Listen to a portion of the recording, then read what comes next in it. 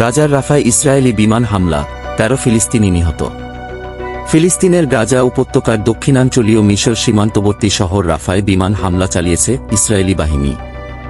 এতে ১৩ ফিলিস্তিনি নিহত হয় এবং আহত হয়েছেন আরও অনেকে। এ হামলায় নিহতের সংখ্যা আরও বেশি বলে জানিয়েছে ফিলিস্তিনের সরকারি বার্তা সংস্থা ওয়াফা। রয়টার্সের এক প্রতিবেদনে বলা হয়, অবরুদ্ধ গাজার রাফা শহরের ৩টি বাড়িতে ইসরায়েলি বিমান হামলায় ১৩ জন নিহত এবং আরও অনেকে আহত হয়েছেন। নিহতের সংখ্যা ১৫ বলে জানিয়েছে হামাস মিডিয়া আউটলেট। রাফায় এই হামলা এমন এক সময়ে হল যখন ইসরায়েলের সঙ্গে যুদ্ধবিরতি চুক্তির সম্ভাবনা নিয়ে আলোচনার জন্য হামাস নেতাদের আমন্ত্রণ জানিয়েছে মিশর।